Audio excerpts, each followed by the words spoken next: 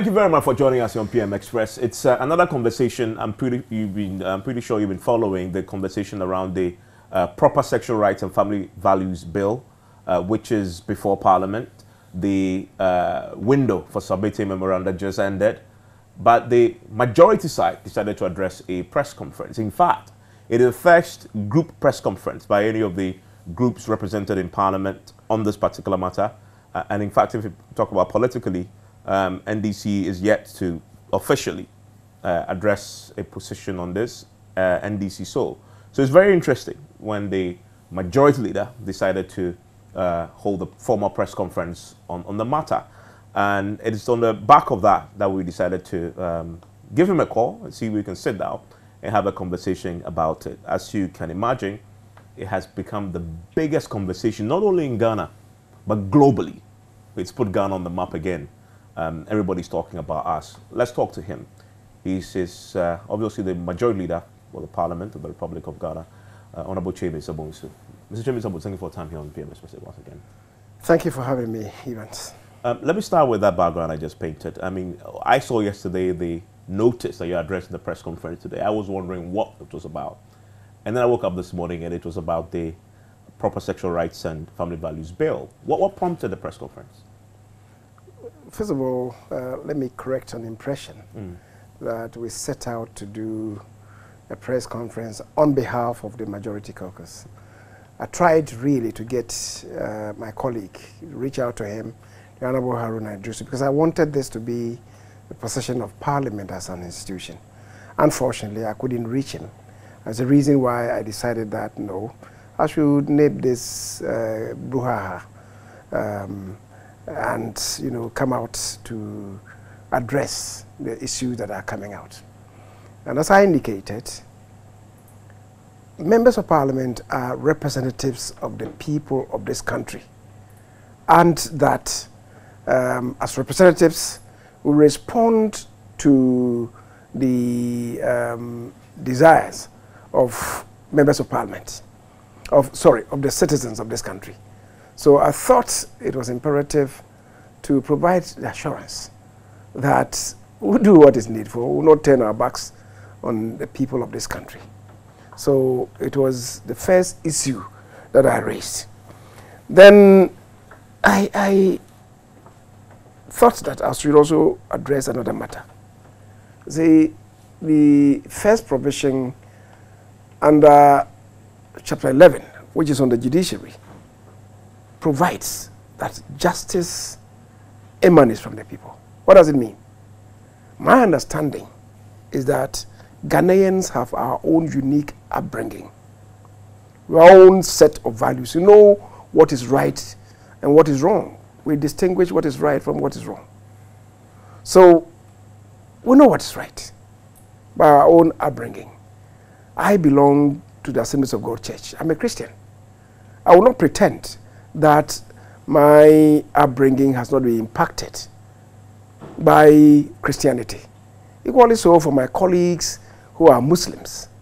They come from various ethnic backgrounds and brought up traditionally and culturally within the context of Ghanaian upbringing. So we know what is right and we know what is wrong. And I'm not too sure that I know of any ethnic group in this country that applauds what discussion is going on. As an applauds gay and homosexual? Yes. And do you know of any ethnic group that openly applauds this in this country? Homosexuality, no. No. But unfortunately, we are introducing into this discourse emotions and sentiments, which I think is very much unnecessary, with all the threats that are being poured into the arena. Which threats? Oh, people saying that we'll chase members of Parliament with buttons and cudgels if they don't pass this law and so on. I think we'll vote you out? It's not necessary.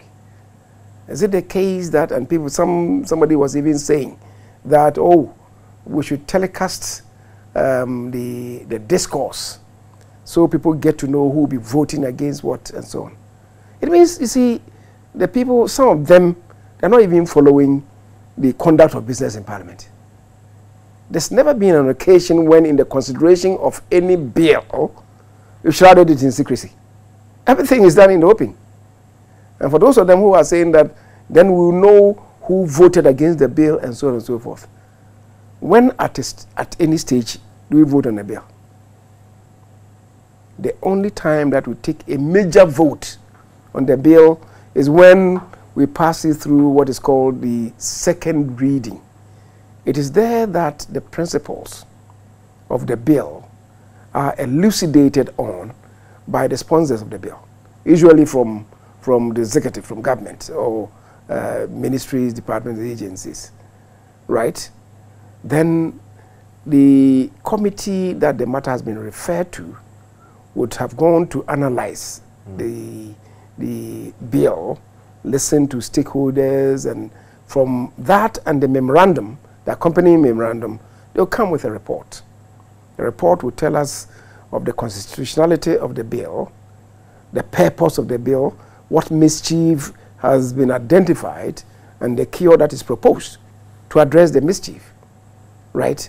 So when we have done that debate at that level, it is only at that time that a major vote is cast on the principles. And if you and I agree that no ethnic group in this country applauds this, why should anybody have any fear that any member of parliament is going to vote against the principles of the bill? So I thought... Are you suggesting that, first of all, let me address you as a person first, because I'm not assuming that you've had the blessing of everybody now to ask you. Precisely. So personally, you're a leader. Are you suggesting that you're not opposed to the bill as it stands? I'm not opposed to the principle of the bill. Okay. I cannot be. Does that mean you are in support of the Proper Sexual Rights and Family Values Bill? The principle I do applaud. What principle exactly? The principle of the upholding our cultural values. That's the spouses. I applaud that. The Constitution provides that if there are practices that are injurious, traditional cultural practices that are injurious, we as a parliament should pass legislation to cut them out. I'm not too sure that this falls within that ambit. Sorry? I'm not too sure that lesbianism, gayism is part of our culture, and that for that reason, maybe introducing a bill against it will be against our values. However, we operate within a constitutional setup which seeks to also, as a democratic country, to protect the rights of others, including myself. So we should have a balance as to how we proceed on this. And that is why I'm saying that we should cut out sentiments and emotions.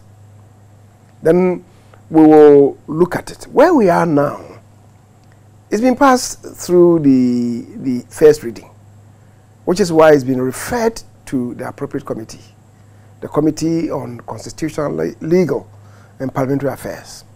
They will go to analyze the content, especially the principle and the mischief that it seeks to address, and what proposal is contained in the bill to address the mischief. Is it constitutional? Is it not constitutional? They will come with their own report, which is why I was calling in the morning on groups, stakeholders, civil society organizations, the churches, the mosques, organized groups, NGOs, even individuals who have anything for or against the bill to submit it to the committee, the appropriate committee that is dealing with it. They would do the analysis and come with their report. Now, when they've submitted the report, then we'll do what is called the second reading. It is the day when the sponsors would come to speak to the principal. And the committee, having listened to, having analyzed the principle as contained in a memorandum of the bill, and having listened to stakeholders, would also come with their report. So we'll match the report against what the sponsor would say and see whether it fits into the context of our constitution. That's number one. Second, does it trample on the rights of other people? We'll look at that. If it tramples on the rights of other people, how do we address those rights that are trampled, that the bill seeks to trample on? I mean, it needs for us to really sit down and be very analytical going forward. And I was saying that in some jurisdictions where we have bicameral system of legislature, one of the reasons for having the two chambers is that when the bill passes through the first chamber, they allow for some time lapse for the second chamber to consider same in a much more serene environment. Here we have a unicameral parliament. What it means is that we combine the functions of the two. And that is why I have been stressing on the fact that we should cut out sentiments, should cut out emotions, and let's address the issues confronting us as a country. I'm not oblivious of the fact that some people are saying that, oh, but we have a multitude of pieces of legislation scattered in various statutes. If that is the case,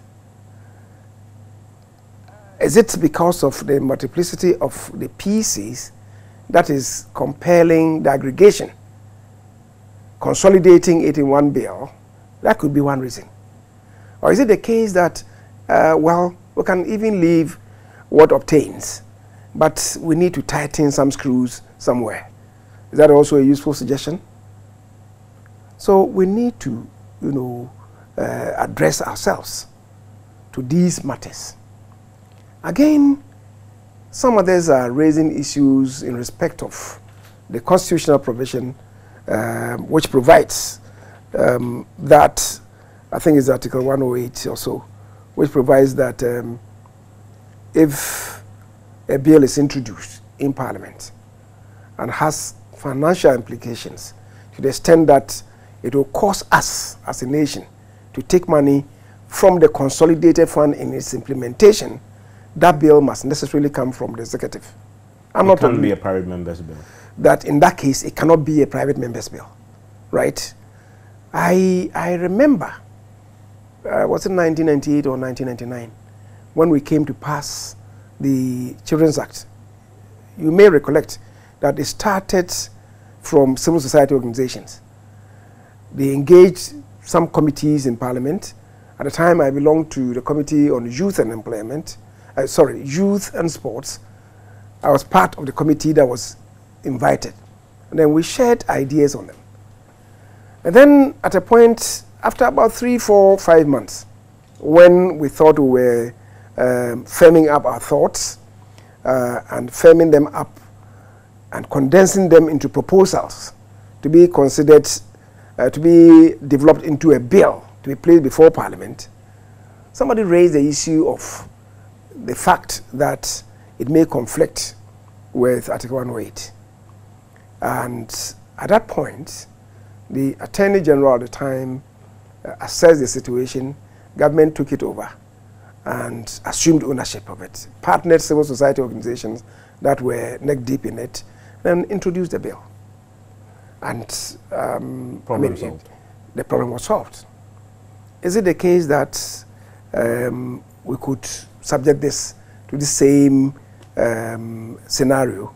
We are not there yet. Yeah, we are not. By the time, but there's a bill currently being considered. Is it your view that this current bill, in its current state, imposes cost on the purse of the state? At the time, you would recollect when this matter came up. Private members' bills were not entertained in the House. This time around, we have a window that has been opened, thanks to Professor Aaron Mike Okwe. We now have access to doing this. But does it mean that we can bring any bill? That's something that should engage our minds. Because Professor Okwei's attempt really related to financial bills, and then the granting the resort to international business and economic transactions. The Constitution provides that the law as it applies to loans should apply to international business and economic transactions, subject to the relevant modification by Parliament. It had not been done since 1993. So Prof said the Constitution imposes an obligation on us. We've not done this. So let's do this. Whereupon Parliament contracted some experts led by Professor Nana S.K.B. Asante. So they made proposals to us. And it was on account of that that Professor Okwei said, now we can do this, to the extent that those legislations would not impinge on the national purse. So we then had an amendment to the Road Safety Act that was done that really did not introduce any cost element. And I think there were two others. One I sponsored with my colleague, the minority leader, Haruna Idrisu. Again, we assessed the situation and we submitted same to some experts. And then they agreed that it was not going to exact any impact on the consolidated fund. So it was introduced in Parliament. This one is different. It does impose? Certainly. Yes. So can we do it or can't we do it? As it stands, the law is, as you quoted, is clear. The law is clear. If your position is that it imposes, then you can't pass it. You cannot do it until and unless it ensues from the office of the president. So what do we do? And this I'm saying. If we have to do it, then should we go the route that we submitted ourselves to in the consideration and passage of the Children's Act? Because we are get the state to adopt it. Yes, because we are united. I mean, as a country, on the principles, we are adding them. The details as to maybe fine-tuning it, when we get there, we'll see exactly what Fair to say then, and drawing from that experience you shared in 1993-92, that it should be your preference that the state explore conversations with the state to see if the state would like to take this up.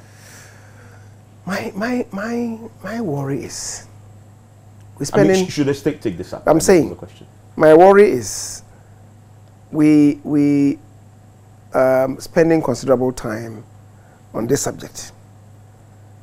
What if Parliament passes a law and the next day somebody takes it up to the Supreme Court and the court says that no, this clearly is something beyond Parliament. Parliament on its own couldn't do that. It would then turn out to be an exercise in futility.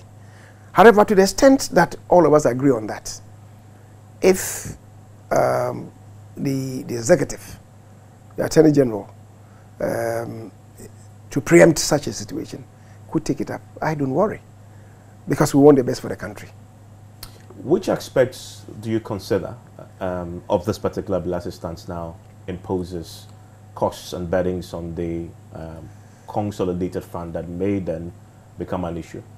Well, if you ask me, as I sit here, to be honest, I've not even applied myself to the body of the bill because it's within the remit of the committee. In fact, I'm traveling next week Monday, and I was purposed to draw and the bill and take it alongside, and then have time to go through it and form my own opinion about it. But a bill of such nature certainly will establish structures, right? And its implementation certainly will exact cost on the purse of the country. I mean, without doubt. And I'm asking myself, what would be the end product if we did it, and then it ended up being pronounced on as overstepping our bounds. But to the extent that, as I said, we agree with the principle, what better way to do it? Let's have a think through about that. That's the point I'm making.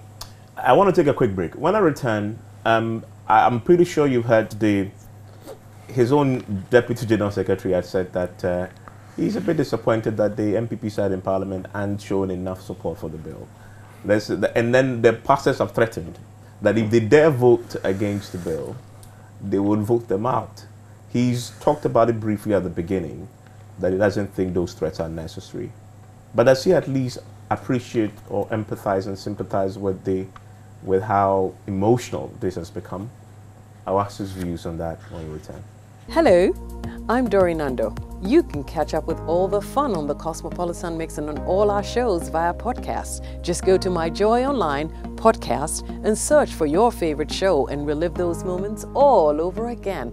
Only on Joy 99.7 FM, radio for discerning listeners. Super Hits Radio, Joy 99.7.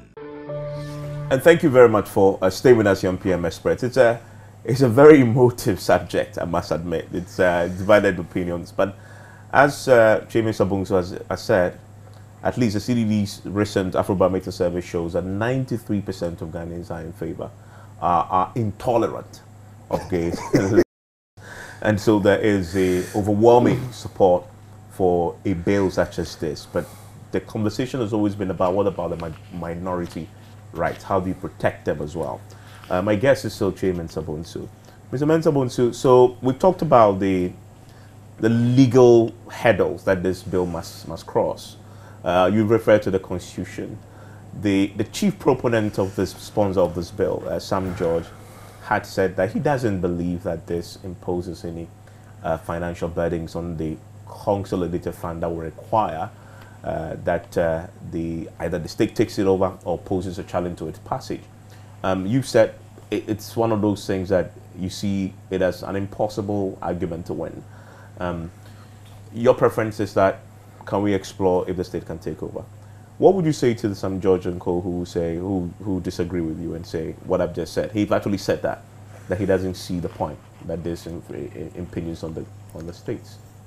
Well, unfortunately, his belief may not be the position of the Constitution. His desire may not be the position of the Constitution. The language of the Constitution is clear. And if I may, Article 108 provides that Parliament shall not, the operative word is shall, we shall not, unless the bill is introduced or the motion is introduced by, or on behalf of the President, Roman number 1, proceed upon a bill, an amendment to a bill that, in the opinion of the person presiding, makes provision for any of the following. And 1 says the imposition of taxation or the alteration of taxation otherwise by reduction. And B, Roman number 2, which is relevant, the imposition of a charge on the consolidated fund or other public funds of Ghana, or the alteration of any such charge otherwise by reduction. Then we have 3, which says the payment, issue or withdrawal from the consolidated fund or other public funds of Ghana of any monies not originally charged on the consolidated fund. Is the implementation going to have an impact on this? Without doubt. You see, in jurisdictions where private members' bills are allowed, for instance, in the UK, we have a multiplicity of private members' bill. How many of them end up being enacted? But on many occasions, those of them that don't get enacted into laws, it serves to agitate the executive to come with appropriate legislation. It's the purpose of it. So we should understand the purpose of private members' motions to introduce a bill. So I have no doubt at all in my mind that this serves a useful purpose. But can the bill in the state and form as it is in stand this test. And I'm saying that I'm not against the principle. And it's not the belief of some that matters. It's the opinion of the person presiding. And the opinion of the person presiding should also be in consonance with the Constitution. I mean, you've said that because you haven't thoroughly reviewed the bill. Yes. Could it be that your position at this point is defective because of that admission? I have not read it. But I'm saying to you that I don't see any major bill in this country that we have So crafted. this is major for you? It's a major bill. I don't see any major bill that does not come with financial implications. I don't see it. But So what do we want to achieve? We want to achieve our goal of enacting a legislation which will uphold the cultural values of our people. True. If that is the purpose, and government should take it over as was done in the case of the Children's Act, what would be wrong with that? What would be wrong with that? It comes down to whether government has the will to do this. Well, I'm just saying. I'm not sure. The president himself has spoken eloquently to Not this. under his watch, absolutely. Yes. So what would anybody say about that? The president has said so. When the bills that we pass would come from the Smith House of the Attorney General, right? The Attorney General and, in fact, the Minister for Justice is a servant of the president. So if the president calls him to say that, can you have this, considered? The Attorney General, I believe, the Minister for Justice will not turn his back on. The Speaker of Parliament is on record to have wholeheartedly backed this particular bill and had actually said that its passage should be expedited, that he will personally ensure its passage. The Speaker of Parliament is an individual. He can express his opinion. If he says that it has its backing, just like I've said. In principle, I will not run away from this. And that is why I said to you that I've engaged many members of Parliament. I don't see any one of us turning his or her back to the principle as to how we fashion it out to achieve the goal. Maybe there may be some differences, but at the end of the day, we shall arrive. When we get to the bridge, we shall cross it. So I was saying, the Speaker as an individual can express his opinion. What I disagree with the Speaker on, with respect to him, is that the Speaker is not a member of Parliament. Our Speaker is not a member of Parliament. He cannot compel Parliament to do his wish. I mean, we should get it right. But your standing orders gives him the sole power to interpret. He cannot. The Speaker is not a member of Parliament. In the passage, he takes his power from your standing orders. No, yes, even from the Constitution. He is an umpire. Exactly. He's an umpire. Yeah. So what's his role? But his interpretation is final. It cannot be. Your standing orders says. No, I'm saying it cannot be. That is why even in the new standing orders, you know, the current one, the current orders provide that the Speaker can interpret the orders as he deems fit. As he deems fit. The new one is not enforced yet. Yes, I'm just relating to it because we have seen that is effective. We can have a very capricious Speaker who will do whatever he considers fit, which may not be in consonance with the Constitution, and then the matter will go to the Supreme Court. It will be overturned, and our noses will be bloodied. So he is not the alpha and omega of Parliament. We should get it. As it stands now. But I'm saying as he deems fit. Yes, but I'm saying that. But I'm saying that in the crafting of legislation, the Speaker makes proposals to us, and us as business committee will then program it for that business to be transacted in the House. That is where his powers end. He doesn't participate in the making of legislation. So for him to say that, I'll make sure that it's expedited, no, with respect. But I agree. You see, the Speaker is he's been a long-serving member of Parliament. and a distinguished member of parliament. So sometimes his own antecedents are pushing him. And to be fair, the new standing orders, he was a champion of drafting the new standing orders when he wasn't on the other I'm not. To be honest, he participated, but he was not the champion. I'm being fair. He participated sometimes, but he was not the champion. Everybody knows who was the champion for this. You yourself. I've not mentioned my name. You are saying so. I've not mentioned my name. But it was a collaborative effort. True.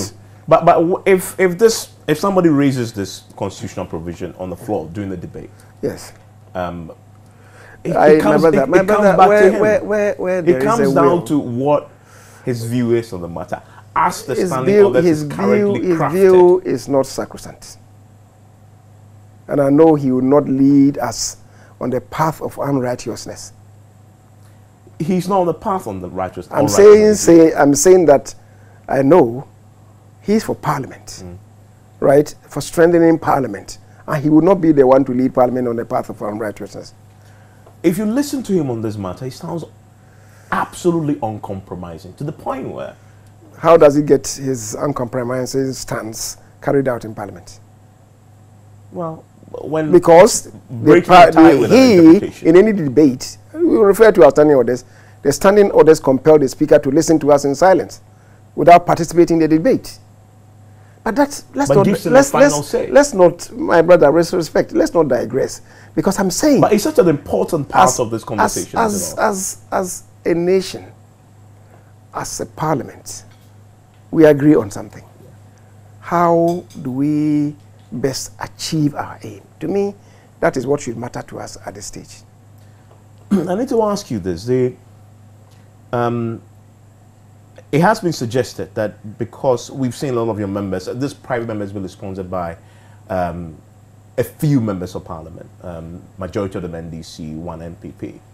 Some of them have been victimized.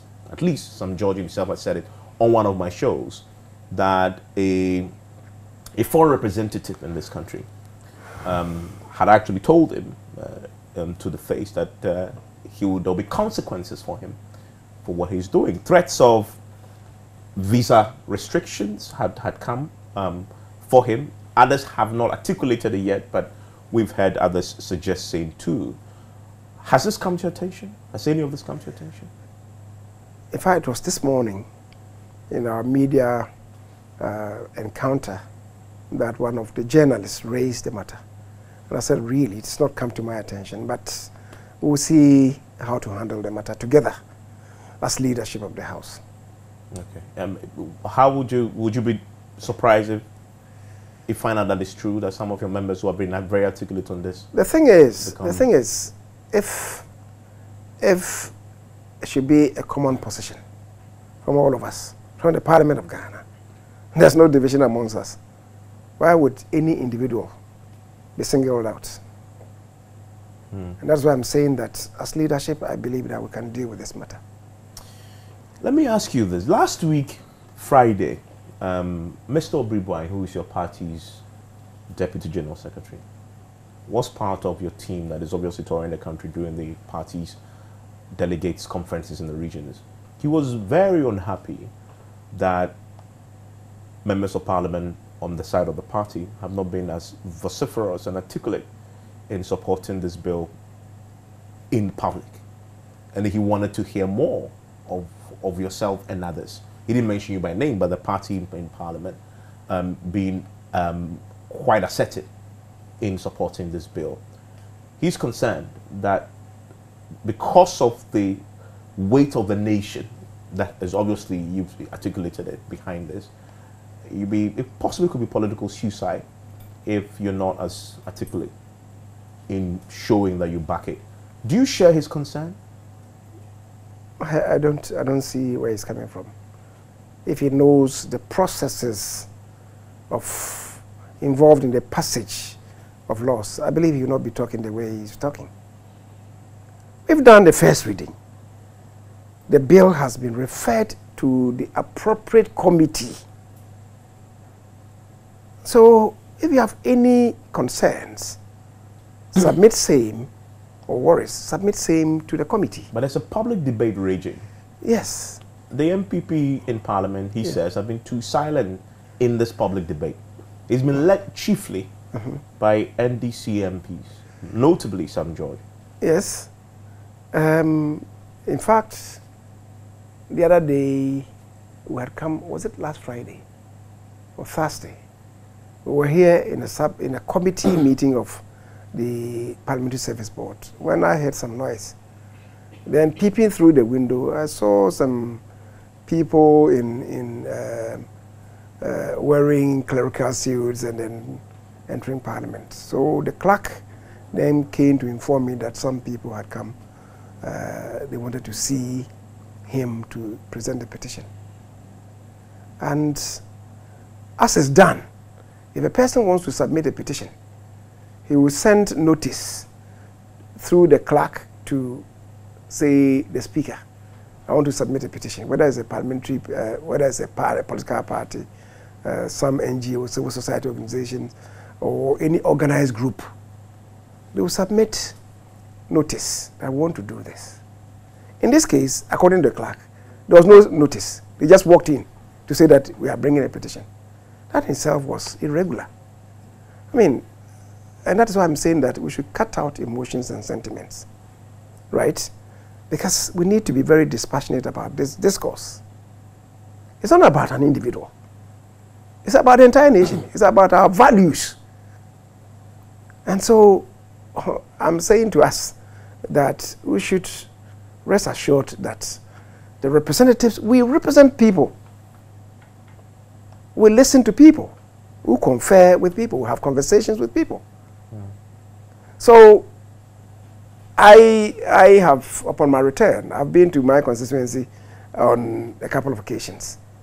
Are they agitated that you are not, you and your members are not being accepted? No, I was in 5 churches over the weekend, last Sunday. What did they tell you? And you go anywhere, they will tell you that some people, I was in the SDA church, they raised issues about the election 2024, that the date falls on a Saturday.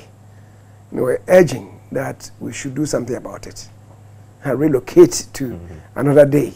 So I took time to explain to the 2 churches that I visited on Saturday that is constitutionally set for the election to hold on December 7th. That is what as a nation we have decided on.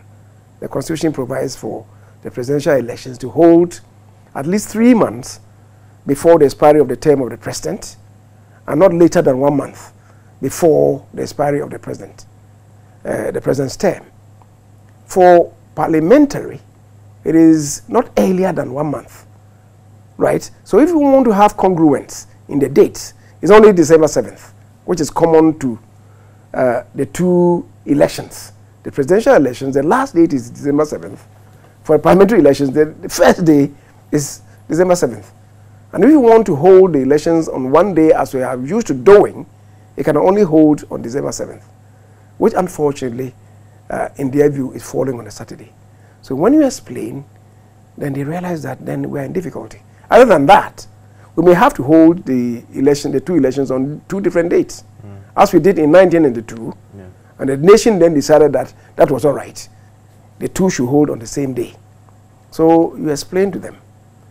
On Sunday, the churches that I visited, 5 of them, in 3 of them, the pastors raised issues about the LGBTQ plus argument, and they said that they expected the Parliament to do what is right.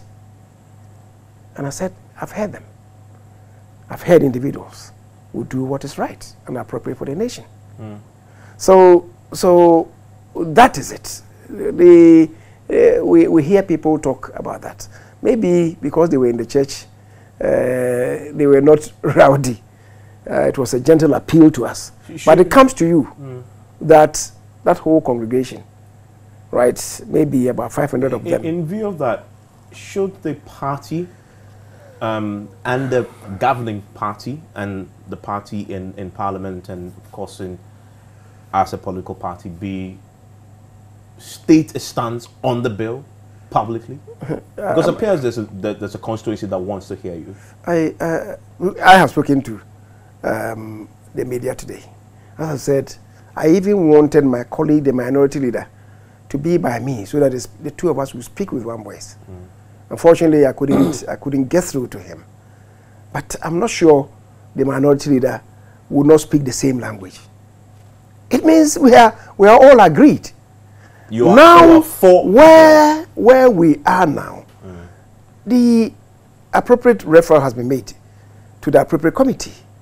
If there's anything to talk about now, let it go to the committee. But they want to hear you publicly. I think that's where the view is. We know the committee's work is happening. Yes. But debate is raging publicly. There's a so I've spoken. So I've spoken. So I guess let me ask you for the before I go for a break. For the does your good self support the proper sexual rights and family values bill? I am an Asante. I'm from the Ashanti region. I'm a Kwabere man, and I've been brought up in the values of Akan tradition and cultures. And I know that this whole thing is abhorrent to my traditions and cultures as an individual. The question now is, how do we get it right through the proper legislation? That's it. I want to take a break. When I return, he says he was in church. So what does he make of the assertion by prominent church leaders who have said last week when they came to Parliament on the same premises here, that if any of the MPs dare, well, not only MPs, political parties, politicians dare vote against this bill, they will organize the Christian population to vote them out. That's a threat. What does he make of it after the break? Hello, my name is Nathaniel Atto.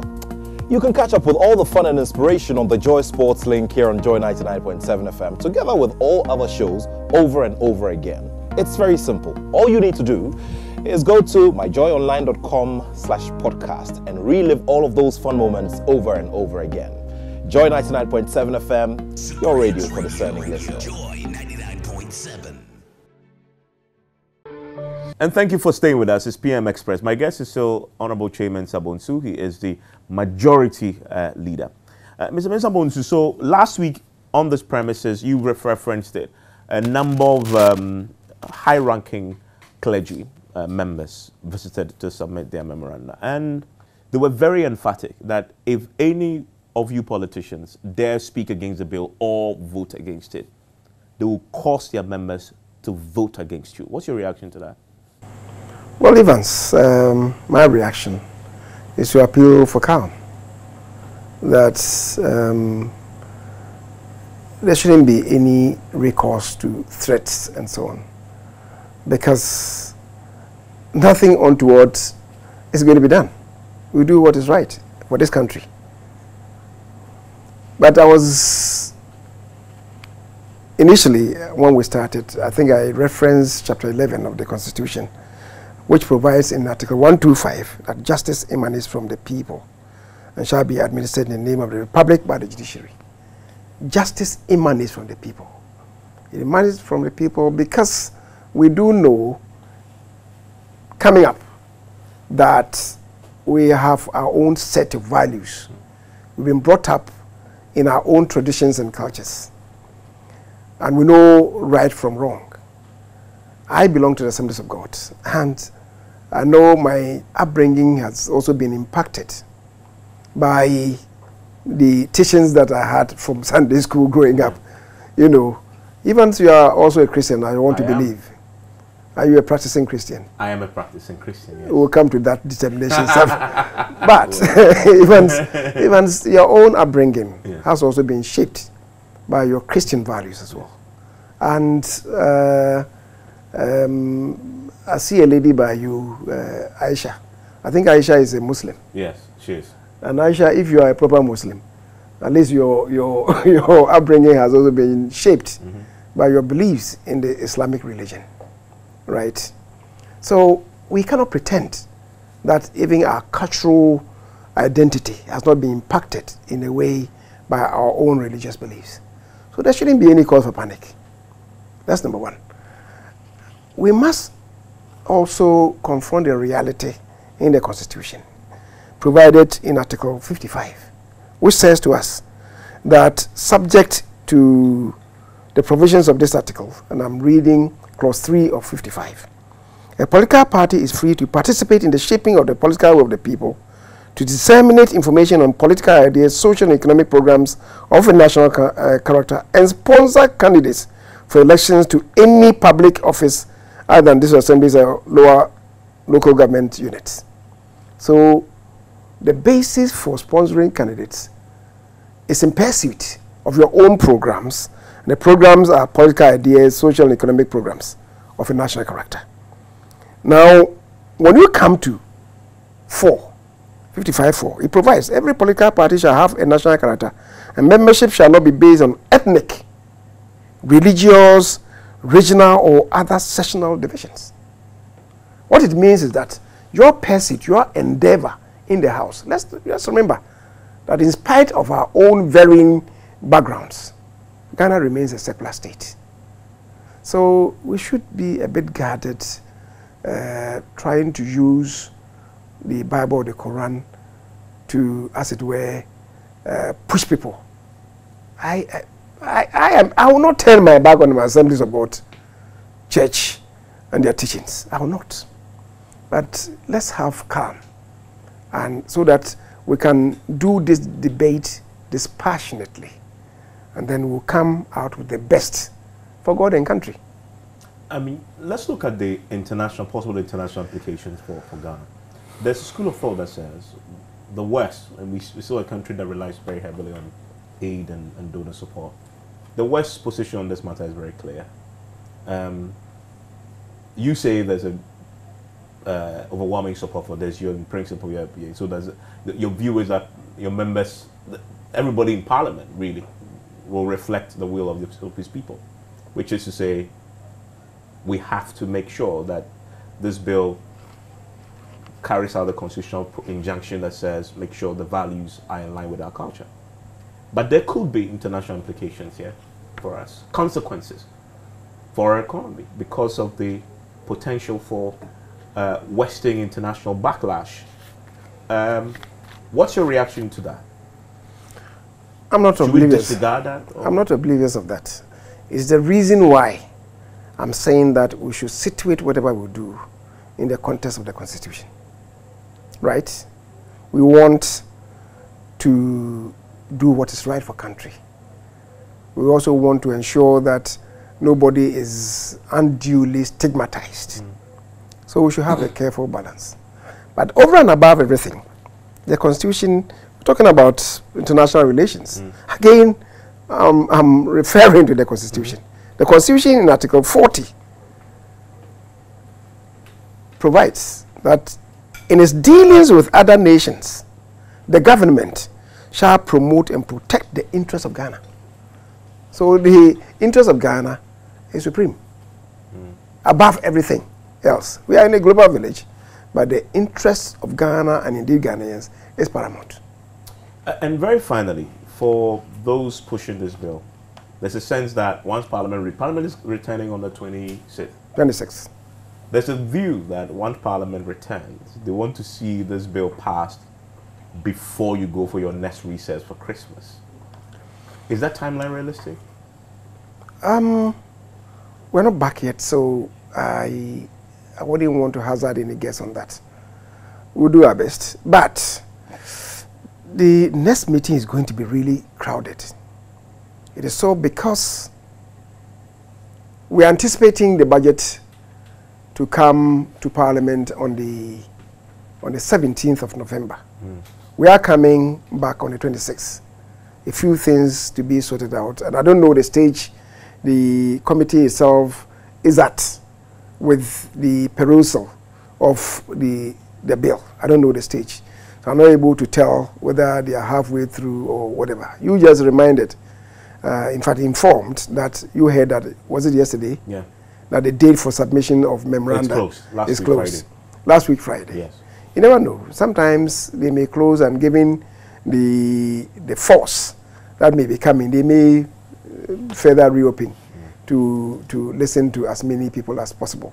because we want to reflect the cross-section ideas of Ghanaians.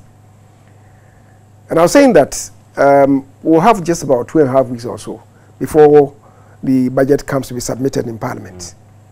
And when it has been submitted, we'll spend about another 1.5 weeks or so to debate the principles. Then we shall have about 2 weeks, because unfortunately for us, this time around, the last Friday, in fact, the 24th of December falls on Friday. And the Friday preceding that is 17th, which is much early. Sometimes we have been adjourning 21st, 22nd, which will be the last Friday preceding the Christmas festivities. This time is 17th. So we have a very limited time to do the perusal and interrogation of, one, the principles, and then the sectoral allocations before we come to the Appropriations Act. We have very limited time. Are we going to be able to have space to deal with it? I don't see. If there's space, we'll do what is needful. But if there's no space and it has to go to the next meeting, fair and fine. But I think a lot will depend on the committee's work. A lot will depend on how many people in the country want to express their opinions, to have them reflected in the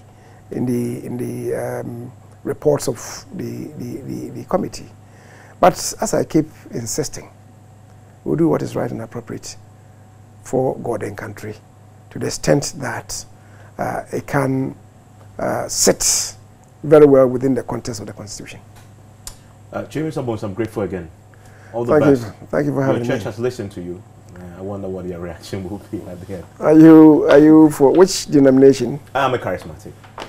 Which denomination is charismatic a denomination? Well, for us it is. Have you heard your uncle? Enjoy the rest of the day. Thank you very much.